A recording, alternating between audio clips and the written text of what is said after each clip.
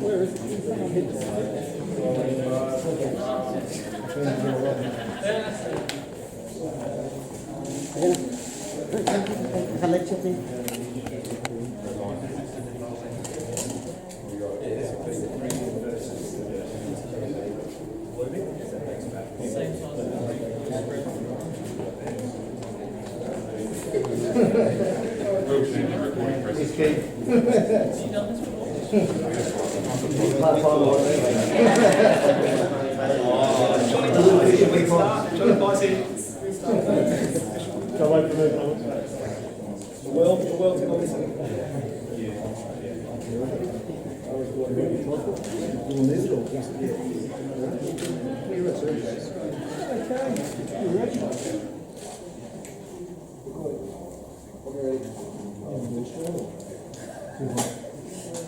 So, Jeff, Ready?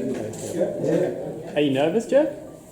No, surprisingly not. I guess with all you guys here at the moment, it's kind of a bit like, oh, geez, haven't had this before in the gym. But surprisingly, I hold my nerves pretty well up until I really think about the actual moment. That's where I get the nerves. And how's this time next week you could be world champion. How does that make you feel? Great. Yeah, I can become world champion on Sunday. It will fulfill all my dreams and I'll be a happy man. Is the most people you've seen in this room before, Jeff? It'll be getting close to the most people I've seen in this room. It's been packed in here before, trust me. You're dodging left and right sometimes from other people throwing punches back in the day. But yeah, at the moment, this is definitely probably a year record probably. This is where it all started for you. You've put so many hours here over the years, haven't you? Yeah, this has been the place I first walked into in this gym at Stretton Boxing Club. It's basically been the sanctuary for my boxing. It's a great place and I've learned everything I know pretty much here. What's left to do in the prep, Jeff? The prep is basically finished. Now it's just sharpening the tools and making sure I'm not overtrained. So this is the relaxation type week. Even though we've still got to get some short, hard stuff in, it's pretty much an ease off to what I was doing. Jeff, Glenn said that you and him are the only people who've seen a confidential 10-point plan. Is it, how long has that been in existence for? That's right. I'm the only one me and Glenn are the only one that have read that plan, and it's a plan that I've heard him speak to me about 1,000 times. So reading over it's just like listening to him talk to me in the ring. So I think what he's written down is spot on, and I think we can get the job done if I can follow it 100%. Has that been what you've been following, and has that been in the back of your head? And when did he send it to you? The moment the fight was announced, or and have you been rehearsing that in your head throughout your gym sessions? Well, he's been telling me these 10 points for a long time in this preparation, but he only sent it to me over the weekend and said to just read it over a few times to make sure I've got it clarified what I need to do. And I've read it over a couple of times now, and it's, as I said, it's just like listening to Glenn talk to me when I read it. It's perfectly worded of what I need to do. Do you know it off by heart? Is that what's going to be sort of rifling through your head? I know the basic strategy of what we need to do, so to say I know it off by heart, so yeah, I probably do.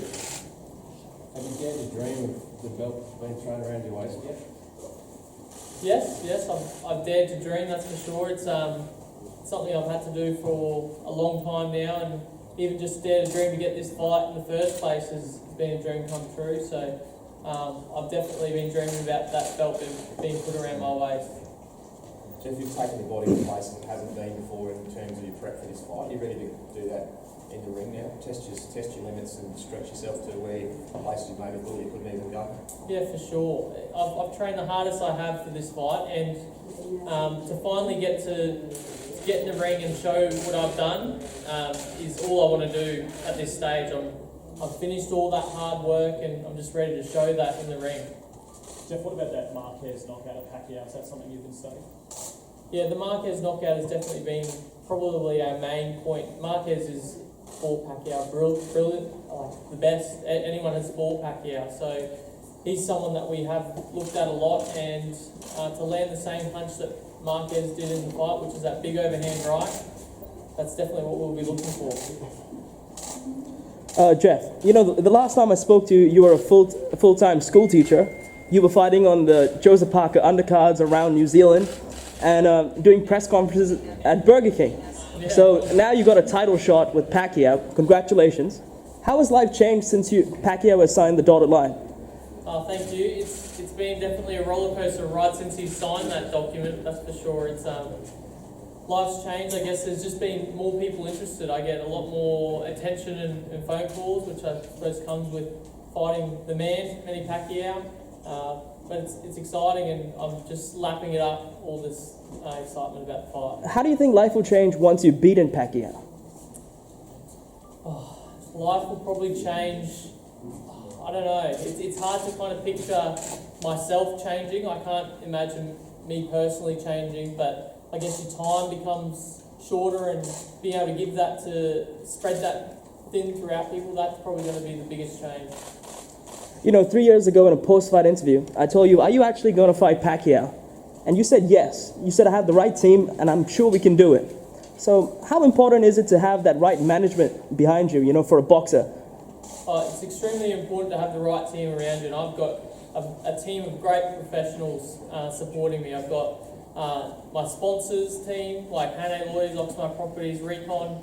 I've got my dietitian team, Sam Jordan. I've got doctors that look after me. I've got the coach, Glenn Rushton. I've got cornermen, Stephen and Adam and Ben.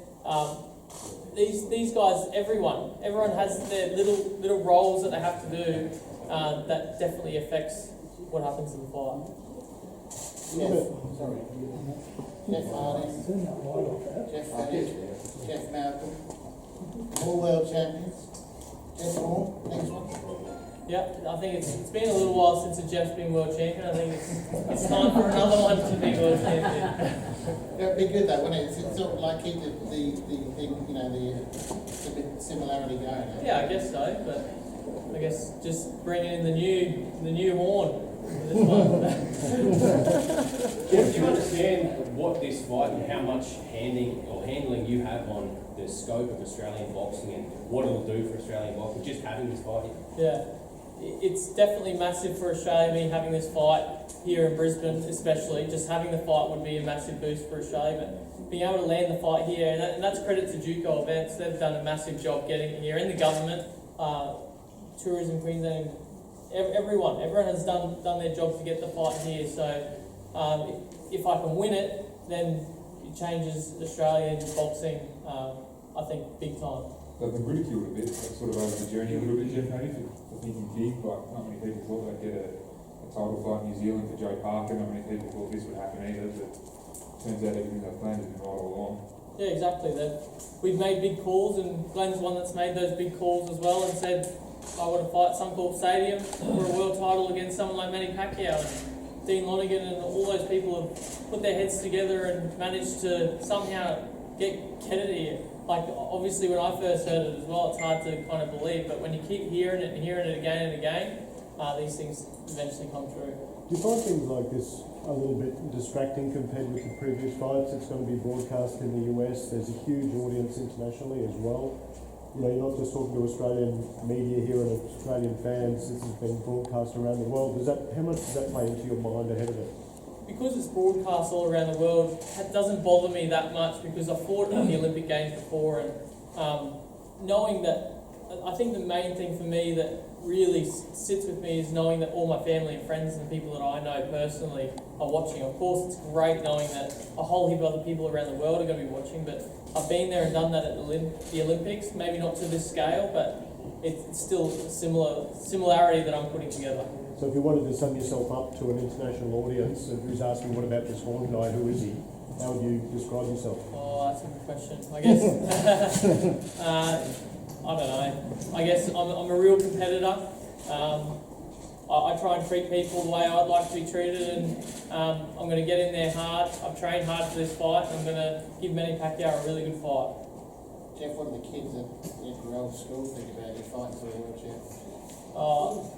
They think it's amazing. The kids that I've taught, I've had a lot of messages from them, and I've also had even kids wait outside the press conference. I think at my last fight from Brisbane State High, and that was pretty cool having them kind of come up to me and be so excited. And I still see kids from Springwood State High School at our boxing program, and they're always excited to see me for that. You had 1,500 for your last fight in Brisbane. 55,000 it could be this time. Was that sort of overawed by that, or yeah? There's not much difference in the crowd size, is there? Yeah, from 1,500 crowd size to 55,000. It's a massive jump, but I guess where I fought before has been in a small location, so the crowd kind of seems louder than it is. It kind of echoes in the room. But to be in a stadium like Suncorp, the Cauldron, who knows? I don't know. I've never been in a situation like that before, but I think the more pressure that's on me for a fight, the better I perform. Do you feel like at Queensland, or obviously Suncorp Stadium's like the cathedral sport for someone like yourself, like Origin State or Origin, etc.? Yeah, Suncorp's the place to be. Suncorp for me is the dream location to fight. I'm a Queenslander, born in Brisbane. All things that I'll go to are at Suncorp Stadium, all the massive events. So to be fighting there myself and be centre of attention for that event for 55,000 people is just like mind blowing for me. Maybe get your own statue outside next to kids. I don't know about that. I guess it's up to the event guys, but I'm not a footballer, and I know we're a football crazy town. Jeff from the Philippines. How did sparring with a Filipino like Sir Alonso help you prepare for this fight? Oh, he was really good. Cesar Amonsite, he was, I think, perfect sparring for me. He's the same kind of height as Manny. He moves similar. I guess you can't mimic Manny Pacquiao in what he does, but he was trying as hard as he could for me to do that, and he's a tough guy, and he did all the rounds with me. I didn't get other sparring partners jumping in and out fresh, so he was an amazing sparring partner for me. Thank you. You've had 17 fights as a pro. Manny has had 67. There's a difference of 50 fights. How do those numbers? Look, Manny Pacquiao has been around for a very long time, and he's fought so many great people before. His experience definitely outweighs mine for sure, and experience can win fights, but I'm hoping the experiences I've gained from Olympics, from amateurs, I've been chucked in the deep end straight away, so my experience probably outweighs how many fights I've actually had, and I think my youth as well is kind of a slight advantage with that as well. Do you see Pacquiao as Apollo Creed and you are, Rocky Balboa, but instead of the Italian stallion, you're the Hornet, Do you see it like that? Yeah, I guess there is probably some similarities with the story of Rocky, but I like to say that I don't lead with my head, so I'm not going to be putting my head out there and getting it jabbed 1,000 times like Rocky did, just to try and wear him down. I'll be trying to wear him down in different ways and popping punches. Thank you. Everyone happy? Cool. Thank you. Thanks, Jeff. Cheers, Jeff. Thanks, man.